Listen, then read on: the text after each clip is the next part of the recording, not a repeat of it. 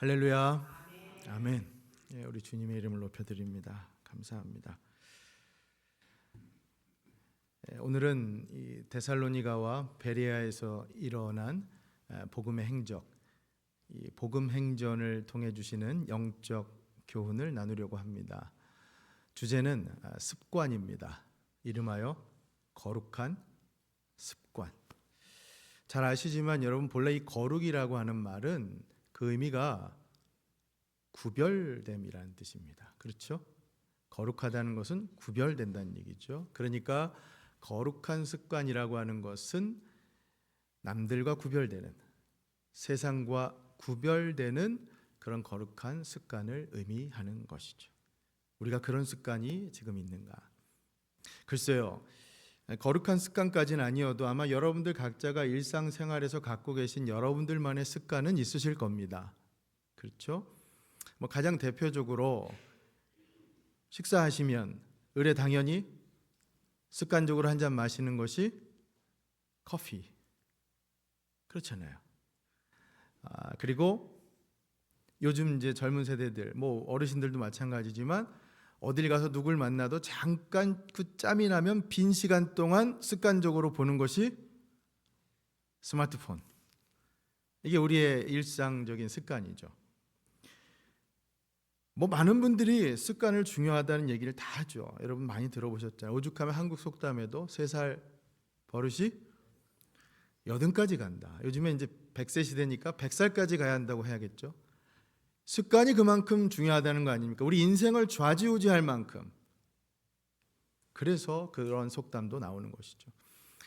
그래서 나쁜 습관을 가지면 이게 우리 인생을 망가뜨리기도 하기 때문에 너무나 이게 중요하죠. 자칫 그런 습관을 갖게 되면 고치기도 어렵고요.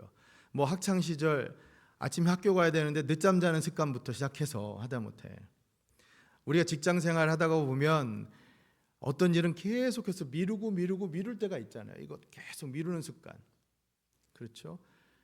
그런가 하면 무슨 음주, 흡연, 이게 다 습관적인 거잖아요. 도박, 게임, 마약, 이거 말할 필요도 없죠. 그런 나쁜 습관들은 자칫 우리 인생을 망치기도 합니다. 반면 좋은 습관들도 있죠. 우리 인생에 너무나 도움이 되는 습관. 한때 베스트셀러였던 찰스 두이그라고 하는 분이 쓴 습관의 힘이라고 하는 책이 있습니다. 이 습관에 관한 여러 사례가 담겨 있는 책이라서 읽기 아주 흥미로운데, 그 중에 제가 한 그 사례를 좀 소개해 드리면요.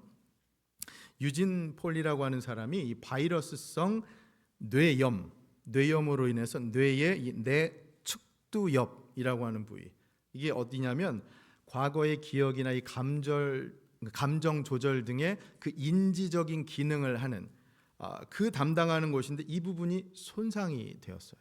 70대 남성이신데, 그러다 보니까 어떤 삶을 사느냐, 어떤 새로운 정보도 알려줘봐야 1분도 안 돼서 잊어버려요. 그리고 자기 집에 침실이나 예를 들면 부엌 같은 배치도를 좀 그려보라고 하면 뻔히 다니는 건데도 그리질 못해요. 아마 우리 어르신들은 이런 얘기하면은 이게 남 얘기 같지 않게 들으실 수도 있습니다. 그렇죠? 그런데 그런 그가 혼자서 알아서 욕실을 찾아가서 샤워를 하고, 그리고 손자들도 알아보지 못했던 분이 어느 날 갑자기 혼자 나가서 산책을 하고 자연스럽게 집에 돌아오고 가족들이 깜짝 놀라는 거야. 이게 뭐냐? 이 책은 이것을 어떻게 설명하느냐? 습관의 힘이라고 이것을 설명을 하는 겁니다. 왜?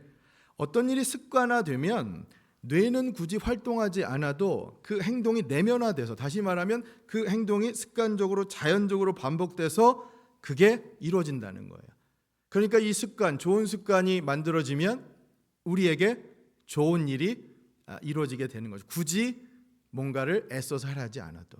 이게 바로 습관의 중요성이라는 것이죠. 자, 그런데 이 책에서 제가 왜 이 책을 소개하냐면 정작 그리스도인들인 우리가 주목할 만한 포인트가 있어서 소개하려고 하는 거예요. 뭐냐? 습관을 바꾼 사람들에게서 나타나는 중요한 특징 가운데 하나가 있는데 그게 뭐냐? 신, God, 혹은 믿음. 그게 우리 습관을 변화시키는 데 있어서 결정적인 요인으로 작동할 수가 있다는 거예요. 습관에 영향을 준다는 거예요. 예를 들어 설명하면 이런 겁니다. 우리 갑작스럽게 금주, 금연을 하시는 성도님들의 경우에 어떤 초월적인 존재를 받아들이면서 이게 습관이 확 변화되어 경험을 하실 수 있다는 거죠. 우리 실제로 그런 경험을 하신 성도님들도 이 자리에 계실 줄 압니다. 그렇죠? 갑자기 성령 하나님께서 어느 날 나를 그렇게 만드셨다라고 하는 고백을 하시는 분도 계신 거예요. 이게 꼭 금주와 금연만이 아니라 여러분이 말, 언사도 마찬가지예요. 우리 말도 변하잖아요. 욕도 끊습니다. 금욕이에요. 그래서 욕망을 절제한다고 해서 금욕이 아니라 심플하게 욕을 금한다고 해서 금욕입니다. 그렇지 않아요, 여러분? 예수 믿고 성령 받아 거듭난 사람은 말이 변해요. 욕하지 않습니다. 언사가 바뀌죠. 그러니 혹시 요새 말로 뒷담화 하시는 분들, 우리 성도님들 가운데 간혹 계시다면 조심하세요. 그건 거듭난 자의 삶이 아닙니다. 하나님 좋아하시지 않잖아요. 그렇죠? 전화해서 누가 어떻다며 이런 행동들이 하나님께서 결코 좋아하시지 않는 모습이라는 것이죠. 사랑하는 여러분, 여러분과 저는 썩어져가는 구습의 옛 습관을 떨쳐버리고 거룩한 자로서, 거듭난 자로서, 거듭난 우리의 모습은 거룩한 습관으로 살아가는, 거룩한 삶을 살아내는 그 모습 될 수 있기를 예수님의 이름으로 간절히 축원합니다. 아멘.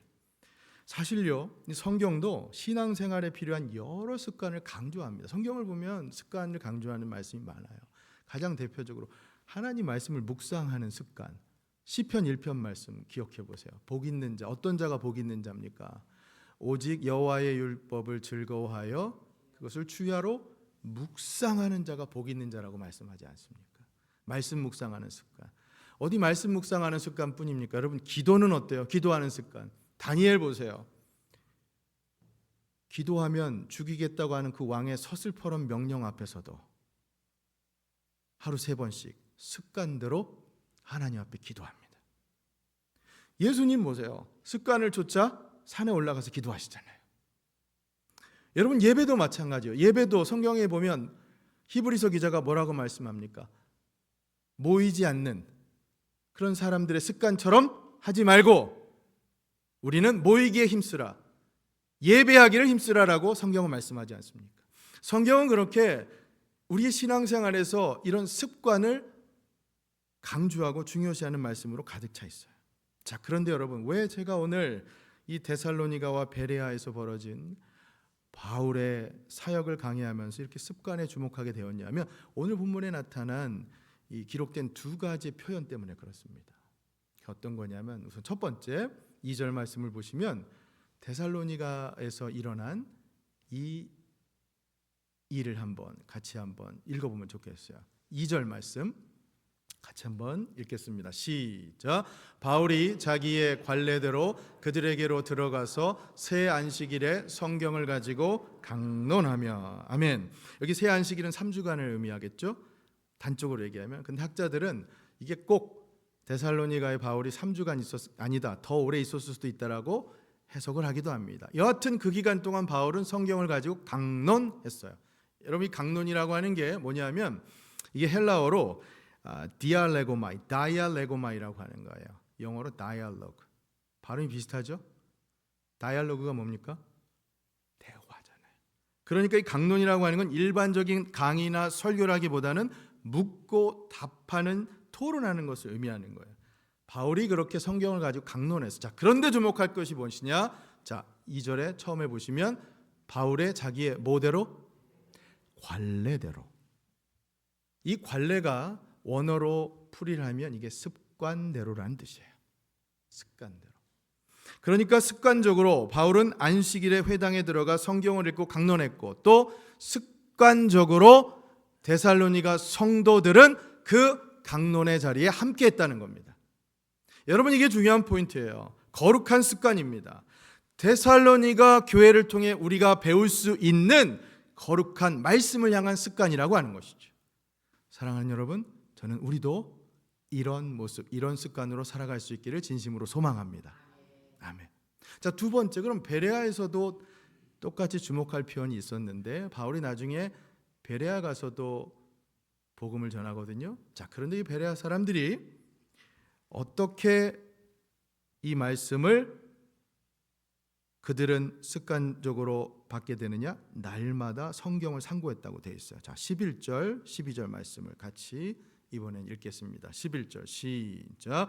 베레아에 있는 사람들은 데살로니가에 있는 사람들보다 더 너그러워서 간절한 마음으로 말씀을 받고 이것이 그러한가 하여 날마다 성경을 상고하므로 12절 그 중에 믿는 사람이 많고 또 헬라의 귀부인과 남자가 적지 아니하나. 아멘. 보세요 여러분, 날마다 성경을 상고했다고 말씀합니다. 이 상고라는 말 우리 많이 하죠. 오늘 뭐 말씀을 상고하겠다, 이게 본래 법정 용어예요. 상고는 뭐냐면 가늠하다, 분별하다는 뜻이에요. 그러니까 증거가 이게 맞느냐, 이그제민한다는 얘기예요. 그러니까 우리가 말씀을 상고한다는 얘기는 이 말씀이 지금 이 그리스도 예수가 맞느냐 이그제민하겠다는 거예요. 연구하고 묵상하고 그것을 분별하겠다는 뜻입니다. 그런데 중요한 것은 그것을 얼마나 자주 했어요? 날마다 했다는 거예요. 습관적으로. 이게 그 결과 복음의 풍성한 결실이 이어져서 그 12절 보면 믿는 사람들이 생겨났다고 말씀하고 있는 것이죠. 그러니 여러분, 요약하면 데살로니가와 지금 이 베레아, 이 교회가 성장하는 데 있어서 주요하게 작동했던 것이 무엇입니까? 말씀을 향한 습관이라는 거예요. 이 말씀을 향한 습관적인 힘이 아주 중요했다는 것이죠. 물론 성령께서 역사하셨으니까 이게 가능했습니다. 말씀이 역사하는 데 있어서 여러분 언제나 대전제는 성령의 역사입니다. 오늘 우리만 해도 그렇잖아요. 이 설교 시간만 해도 여러분 어떤 경우에는 그닥 이 풀이를 많이 하지 않아도 여러분 큰 은혜 받으시고 이해를 잘 하시는 경우가 있는가 하면 성령께서 역사하시면, 어떤 때는 정말 시간 많이 들여서 충분히 풀이를 해도 잘 이해가 되지 않는 때가 있죠. 성령의 역사가 사실 말씀의 풀이에는 굉장히 중요한 것이죠. 그러니 여러분, 성령께서 역사하셔야 말씀의 풍성한 은혜를 누릴 수 있습니다. 믿습니까? 그러니 저는 그런 의미에서 오늘 이 말씀의 이 시간 이 자리가 성령께서 큰 역사 큰 은혜 주시기를 진심으로 소망합니다. 아멘. 자, 그런데 이 성령의 역사와는 별개로 데살로니가와 베레아의 이 교회 성도들은 말씀을 향한 이 거룩한 습관들은 너무나 좋은 습관을 갖고 있었다는 것이죠. 오늘 우리가 그것에 주목해 보려고 하는 것입니다. 자, 말씀으로 이제 좀 더 깊이 들어가기 전에 잠시 좀 배경을 좀 보겠습니다. 그때 상황이 어땠는가? 1절 말씀부터 시작을 해보죠. 1절 같이 읽어 보겠습니다. 시작. 그들이 암비볼리와 아볼로니아로 다녀가 데살로니가에 이르니 거기 유대인의 회당이 있는지라. 아멘. 자, 여러분 여기 낯선 지명이 나오죠. 발음하기도 어렵죠. 암비볼리, 아볼로니아. 데살로니가는 그나마 좀 익숙한데, 그래서 이해를 돕기 위해서 여러분 지도를 통해서 지금 바울이 어떤 여정을 가고 있는가를 좀 짚어보겠습니다. 저 파란색이 이제 지중해예요. 그리고 이제 노란색이 육지입니다. 그래서 오른쪽 제일 밑에가 이제 예루살렘, 빨간색 동그라미 부분이 있죠. 자, 거기서부터 시작을 해서 위로 쭉 녹색 라인 선을 딱 올라가면 이제 안디옥입니다. 동그랗게 빨간색으로 되어 있는 게, 거기가 이제 바울 일행이 최초 파송된 곳이죠. 그곳에서 시작해서 2차 전도 여행은 이제 녹색 줄이 서쪽으로 왼쪽으로 옮겨져서 둥그런 빨간색이 있는 게 우리가 그동안 보았던 더베, 이고니온, 루스드라 지역입니다. 바울은 본래 저 소아시아 지역 튀르키예 오늘날의 그 내륙을 전도하려고 했지만 성령께서 막으셨죠. 그래서 그의 진로를 유럽으로, 그래서 저 녹색 길이 화살표가 왼쪽으로 그래서 튀르키예 제일 끝 서쪽에 가면 이제 드로아라는 곳에 갔다고 말씀드렸어요. 트로이라고 말씀드렸죠. 이제 거기서 마게도냐 환상을 보고 배를 타고 에게해를 넘죠. 에게해가 보이시죠, 여러분? 가운데 파란색. 그 배를 타고 넘어간 유럽의 첫 번째 도시가 어디였습니까? 우리가 그동안 계속해서 말씀을 나눴던 빌립보입니다. 빌립보. 그리고 이제 그 빌립보에서 오늘 말씀의 본문의 배경이 되는 곳이 데살로니가로 내려오게 되고, 그 데살로니가에서 좀 더 내륙으로 들어오면 베레아라는 곳이 되고요. 그리고 이 녹색 줄이 밑으로 쭉 내려오게 되면 어디까지 15절 말씀에 오늘 나왔냐면 아덴이라는 곳, 오늘날의 그리스 아테네입니다. 아테네까지 내려오고 그 옆에 왼편에 보면 이제 고린도까지 나오죠. 저 마게도냐 지방, 유럽의 이 마게도냐가 당시에 북부와 남부 이렇게 크게 나눠져 있었는데, 북부의 수도가 데살로니가였고 남쪽의 이 아가야 지방, 그 지역의 수도는 고린도였습니다. 그러니까 바울은 이 큰 도시에서 복음을 전했던 것이죠. 데살로니가에서도 그러니까 복음의 풍성한 결실을 맺을 수가 있었던 겁니다. 빌립보에서 데살로니가까지가 거리상으로 보면 대략 160km 정도예요. 그러니까 마일로 따지면은 100마일 정도입니다. 여러분 여기서 100마일 정도면 어디까지라고 해야 할까요? 생각해 보세요. 예. 그 정도를 지금 빌립보에서 데살로니가까지 걸어가서 옥고를 치른 후에 그 찢어진 몸 상한 마음으로 그렇게 가서 복음을 전했던 것이죠. 근데 오늘 아까 본문에 우리가 읽은 대로 데살로니가에서 이 복음을 전하는 바울에게 유대인들이 그걸 시기하죠. 그래서 선동을 해서 불량배를 동원합니다. 불량배는 오늘날로 얘기하면 조직 폭력배예요. 몰아내는 거예요. 그래서 바울이 거기서 그래서 쫓겨나죠. 그 데살로니가에서 베레아로 내륙으로 쫓겨나면서 그때 오늘 본문 이제 10절 말씀을 보면 어떻게 되어 있냐면 10절에 보시면 밤에 한밤중에 바울 일행이 갔다라는 말이에요. 10절 한번 띄워주시겠습니까? 밤에 형제들이 곧 바울과 실라를 베레아로 보냈다고 되어 있죠. 그렇죠? 바울과 실라를 베레아로 보낸 거예요. 왜 밤에 갔겠어요, 여러분? 낮에 안 가고? 그만큼 상황이 위급하니까, 위험하니까 이렇게 쫓겨난 겁니다. 그럼 그게 다냐? 아닙니다. 베레아에서도 여전히 데살로니가에서 그걸 소식을 알고 온 유대인들이 똑같이 선동을 해서 거기서도 쫓겨갑니다. 그래서 14절 보면 바울 혼자 그때는 쫓겨가서 결국 아테네까지 내려갔다고 하는 게 오늘 말씀 이 대략적인 여정입니다. 자, 어떻게 이제 좀 머릿속에 그 간략한 여정이 들어오셨을 것 같습니다. 여러분 어떠세요? 이 바울의 여정이 상당히 험난했겠죠. 얼마나 힘들었겠어요.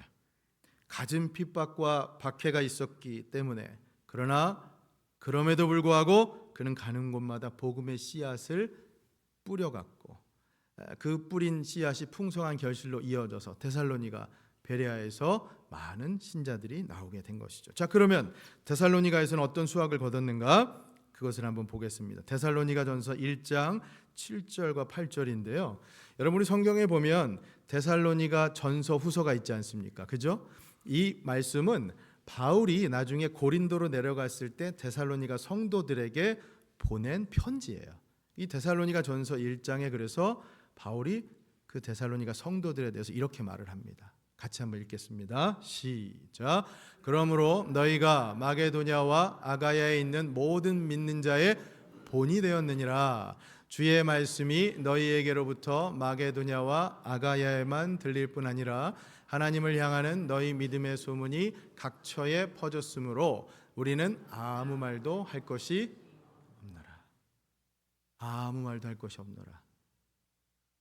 내가 너 무슨 말을 하겠느니 너희들 정말 당신들 정말 대단하신 분들입니다. 그 뜻이에요. 정말 입에 침이 마르도록 칭찬을 하고 있는 거죠. 왜요? 7절 말씀 보세요. 당신들은 지금 주변에 이 마게도냐와 아가야 지방에 본이 되고 있다고 하잖아요. 그만큼 신실하게 믿는 것이죠. 왜? 8절에 보면 주의 말씀이 그 지역에 터지도록 하나님의 그 믿는 그 믿음의 신실한 본을 보여줌으로 인해서 주변 지역에 소문이 널리 퍼졌다는 거예요. 자, 그럼 그들이 어떤 모습 때문에 그러느냐? 오늘 본문 아까 2절 말씀에 보면 기억하십니까? 그들이 무엇을 했습니까? 바울이 관례대로, 습관대로 회당에 가서 하나님 말씀을 강론하니까, 또 성도들은 습관적으로 그 강론하는 자리에 함께 말씀을 통해서 그들은 영적으로 성장했다라고 하는 것이죠. 여러분, 이겁니다. 데살로니가 교회가 부흥한 이유는 말씀을 향한 거룩한 습관 때문이었습니다.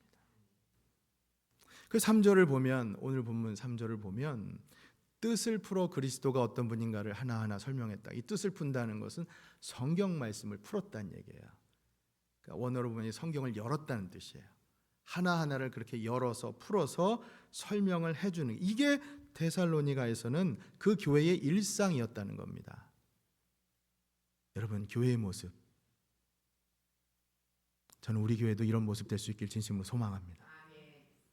쉽게 말해서 여러분, 교회 안에 우리 성도님들 오늘 예배 후에도 교제하시고 예배 전에도 마찬가지지만 대화 가운데 우리 어떤 얘기를 하면, 야, 어디 가면 음식이 맛있대, 요즘 뭘 먹으면 건강에 좋대, 그런 대화가 아니라, 그런 대화도 좋지만 또 때로는 심지어, 야, 그 사람 진짜 밉지 않니?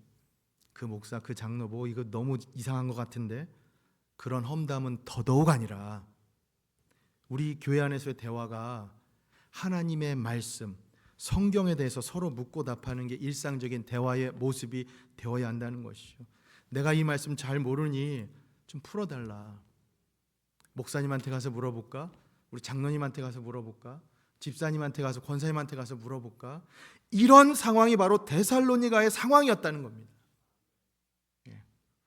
저는 그래서 너무나 감사한 게, 우리 소망의 어르신들 가운데 자발적으로 성경 공부를 인도하시는 장로님도 계시고 주중에도 모여서 그렇게 성경 공부하시는 모습, 우리 다른 부서도 마찬가지예요. 여러분, 이런 모습들이 계속되고 습관적으로 되는 게 바로 교회 부흥의 원동력이라는 것입니다. 그러니 여러분, 핵심은 말씀이에요. 교회는 말씀의 힘으로 변화되고, 데살로니가 교회가 그랬습니다.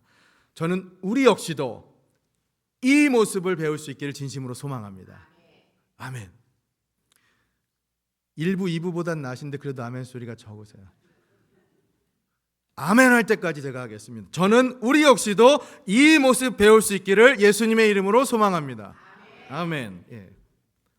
바울부터요, 목자부터 복음을 향한 뜨거운 심장 가지고 가서 전하고, 옥고를 치른 그 상한 몸과 마음을 갖고서 힘들더라도 말씀을 전할 때 그걸 보고 곁에서 성도들은 그대로 따라하는 본이 되는 그 모습, 그게 주변 지역까지 따라하게 되는 본이 되었다고 하는 것. 그러니 여러분, 저는 이 말씀 적용하면서요, 어떠세요 여러분?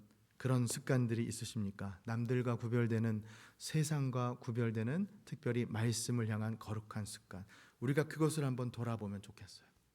단적으로요, 오늘 우리가 이렇게 주일에 모여서 예배를 드리지만, 제가 예배 전에도 목격했던 거지만, 우리 성도님들 예배 시간 전에 항상 일찍 오셔서 기도로 예배 준비하시는 분들 있죠. 좋은 습관입니다. 좋은 습관입니다. 그리고 그 준비하시는 그 시간 동안, 기도하시는 동안 어떤 분들은 본문 말씀을 먼저 펴서 읽고 묵상하시는 분들 계시죠. 말씀을 향한 구별된 거룩한 좋은 습관입니다. 여러분, 저는 이런 사소한 습관부터 남들과 구별되는 여러분만의 신앙과 직결되는 습관을 만들어 보시면 어떨까, 오늘 그렇게 권면드립니다. 뭐 어떤 분들은 그러세요. 아니, 이건 바울 정도 되니까 말씀으로 사는 것이 체질이지, 그 말씀 체질 아니야 그 사람은. 아니요 여러분, 체질이 어디 있어요? 따지고 보면 뭐 어떤 사람은 군대 체질이야, 어떤 사람은 뭐 기숙사 체질이야, 나는 어디 좋은 데 가면 난 여기 체질이야, 이렇게. 어떤 사람은 난 밥 체질이 아니고 빵 체질이야. 여러분, 따지고 보면 체질이 어디 있어요? 우리가 다 따지고 보면 참고 인내하고 훈련하고 노력하니까 체질이 되는 거 아닙니까? 그렇잖아요. 바울도 마찬가지죠. 그가 어떻게 습관대로 말씀을 강론하고 말씀의 자리에 계속해서 전할 수 있었는가? 물론 성령께서 도와주셨긴 가능한 일이지만 거룩한 사명의식을 갖고 그도 애쓰고 노력했던 거 아니겠습니까? 그러니까 매맞고 핍박받고 쫓겨다니면서도 그야말로 눈물의 복음의 씨앗을 뿌릴 수가 있었던 것이죠. 믿습니까? 아멘. 여러분, 사실 요즘 우리가 날씨가 너무 덥잖아요. 제가 매번 말씀드리지만 우리 성도님들 위해서 많이 기도하는데, 따지고 보면 날씨가 무더워서 고생하지만 여러분, 이 무더운 날씨로 인해서 가을의 풍성한 수확으로 이어지는 것을 우리 잊어서는 안 됩니다. 한여름에 강력한 땡볕이 있기 때문에 가을철에 풍성한 결실로 이어지게 되는 것이죠. 우리 신앙 마찬가지 아닙니까? 풍성한 결실 맺기 위해서, 여러분, 영적으로 결실 맺는 것만 좋아할 것이 아니라 우리 신앙의 영적인 풍성한 결실을 맺기 위해서라면 우리도 땀 흘리고 무더위에 애쓰는 말씀을 향한 거룩한 습관 갖기를 노력해야 할 줄로 믿습니다. 그러니 제가 우리 2부에도 청년들에게 거룩한 습관 가지신 우리 청년분 되시기를 그렇게 축복하면서 말씀을 전한 것처럼 우리 어르신들 마찬가지입니다. 여러분, 그 습관을 통해 하나님 주시는 풍성한 복음의 열매 맺으실 수 있기를 예수님의 이름으로 간절히 축원합니다. 아멘. 자, 두 번째 이제 베레아로 가겠습니다. 자, 데살로니가가 이제 말씀의 힘으로 변화되는 교회였다면 베레아는 그 말씀을 담는 그릇 자체가 아주 탁월했어요. 이분들은, 베레아 사람들은 너그럽고 간절한 마음으로 날마다 말씀을 상고했다고 아까 11절 말씀에 그렇게 돼 있었죠. 자, 우리 11절을 같이 다시 한번 읽겠습니다. 시작. 베레아에 있는 사람들은 데살로니가에 있는 사람들보다 더 너그러워서 간절한 마음으로 말씀을 받고 이것이 그러한가 하여 날마다 성경을 상고함으로. 아멘. 우리 그 운동 좋아하시는 분들, 우리 어르신들께서도 우리 권사님들 피트니스 클럽 가서 이렇게 운동하시잖아요. 그리고 우리 장로님들, 어르신들 가운데도 골프 좋아하시는 분들 경우에 나가서 필드 가서 하시는 분도 계시고. 근데 여러분, 운동을 하다 보면 우리가 루틴이라고 하는 게 있죠. 루틴. 그게 무슨 말이냐면 어떤 순서에 의해서, 패턴에 의해서 이렇게 해나가는 방식이 있잖아요.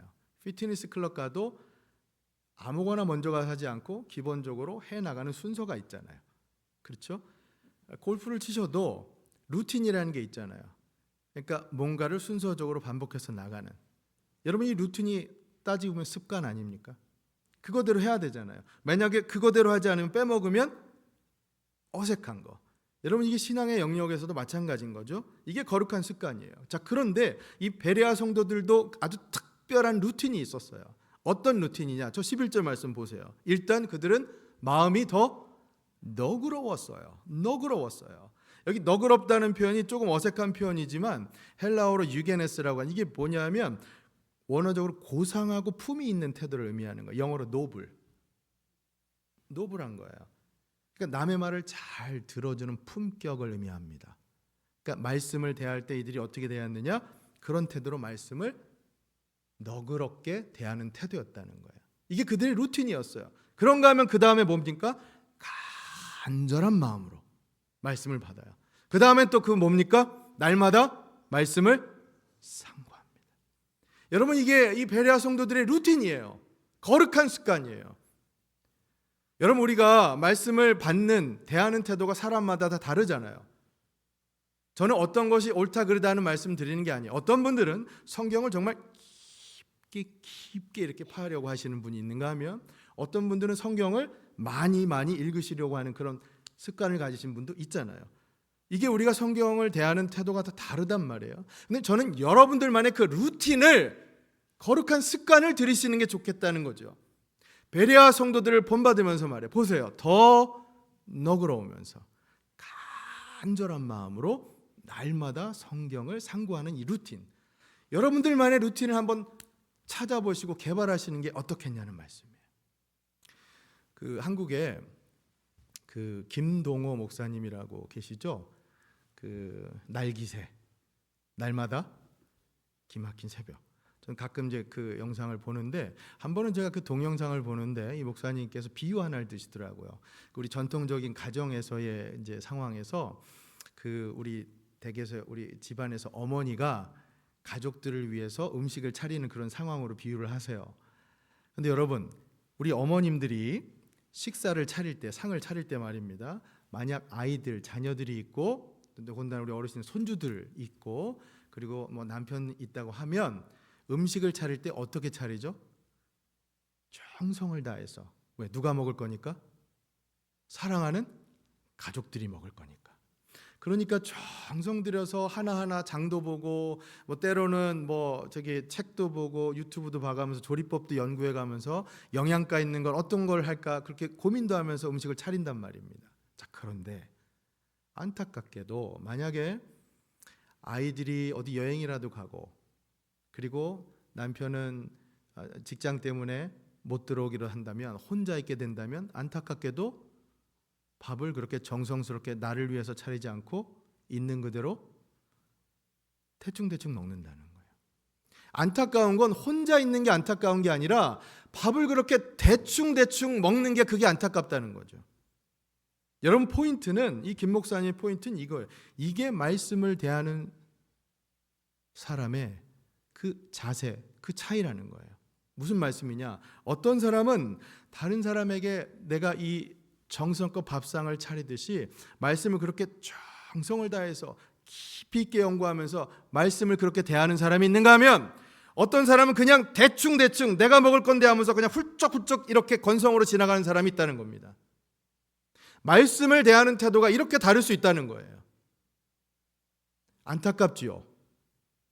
여러분, 혼자 있는다고 막 사는 거 아니잖아요. 우리 더 품위 있게 더 잘 차려서 더 맛있게 드실 수 있잖아요. 여러분, 말씀을 대하는 우리의 태도가 그래야 한다는 겁니다.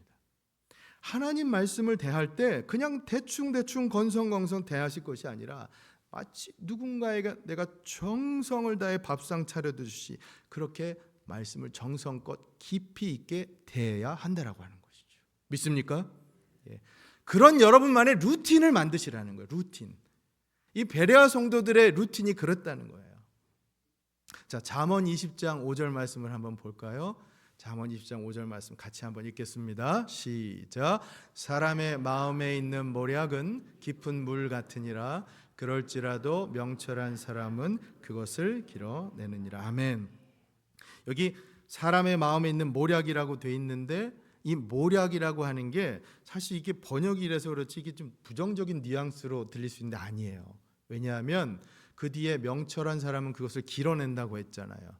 그 명철한 사람이 길어내는 거면 모략은 좋은 것이겠죠. 그러니까 이게 본래 모략은 지혜나 말씀으로 번역하는 것이 더 적절합니다. 그러니까 저 모략을 지혜와 말씀으로 제가 바꿔서 한번 읽어볼게요. 사람의 마음에 있는 지혜, 그 말씀은 깊은 물 같으니라.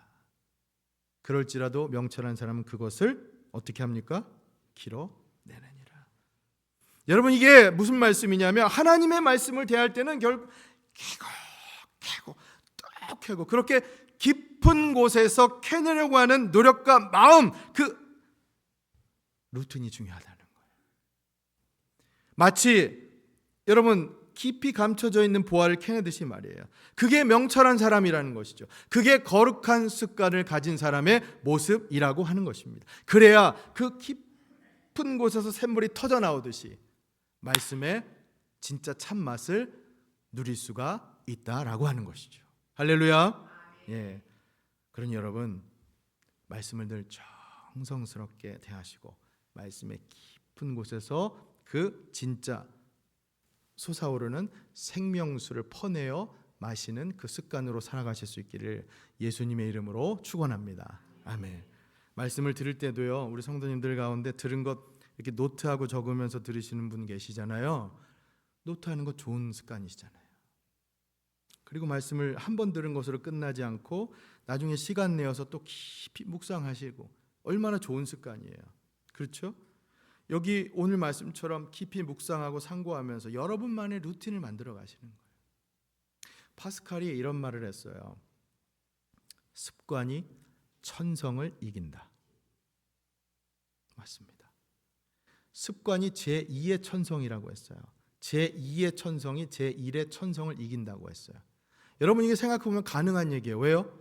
성령께서 역사하시면 가능합니다. 성령께서는 우리가 썩어져가는 구습에서 헤어나와서 이제는 거듭난 자로서 거룩한 습관을 통해 거룩한 삶, 예수님 닮아가는 삶 살아갈 수 있도록 도와주시기 때문입니다. 그러니 여러분, 요즘 말씀을 대하는 여러분의 태도 가운데, 요즘 특히 인터넷으로 설교 많이 들으시죠, 여러분? 저도 많이 들어요. 근데 한 번 듣고 막 무엇을 들었는가 싶은 뒤에 지나보면 기억도 안 나는 그런 루틴으로 살지 마시고요.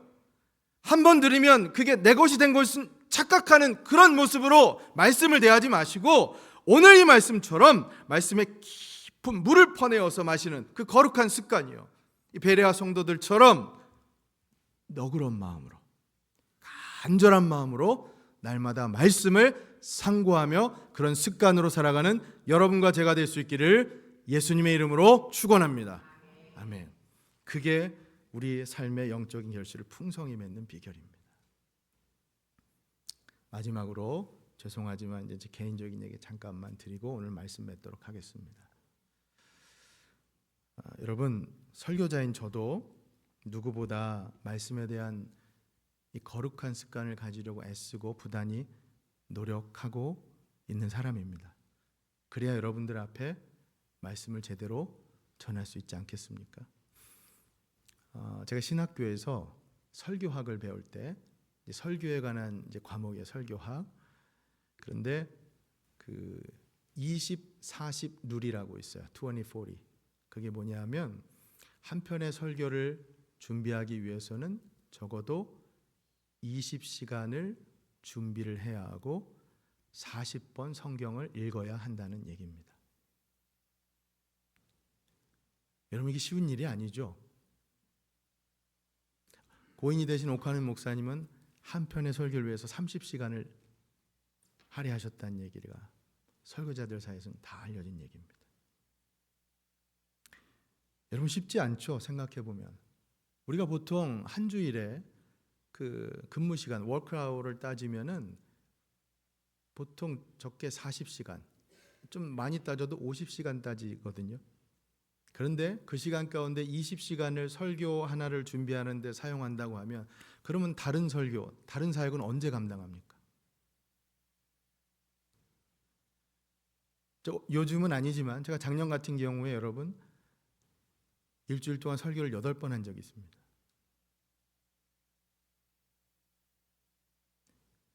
그렇지만 시간을 냅니다.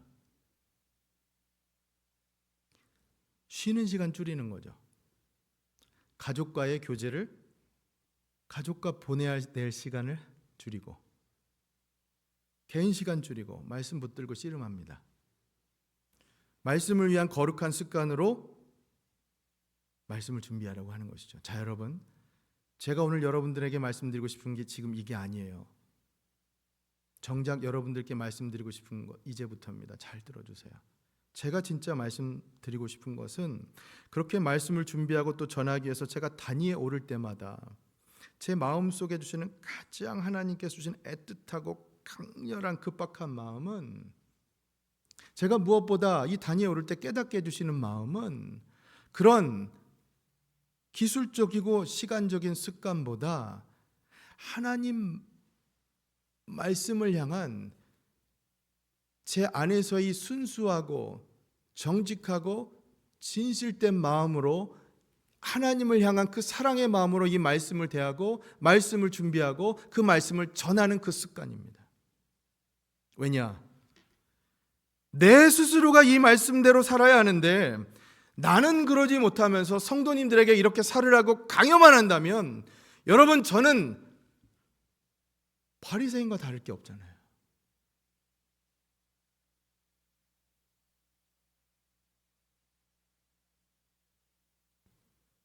여러분, 따지고 보면 바리새인들도 하나님을 향하는 그 순수한 열정만큼은 대단한 사람들 아닙니까? 좋은 의도로 시작했던 사람들이죠. 여러분, 습관에 있어서만큼은 바리새인들은 최고였어요. 그런데 예수님 그들을 책망하시잖아요. 왜냐하면 그들의 그 습관은 외식이고 율법이고 형식이었기 때문에 하나님을 향한 순수한 사랑의 마음으로, 말씀을 향한 그런 진실된 마음으로 다가가지 않는 한 아무것도 아니라는 것이죠.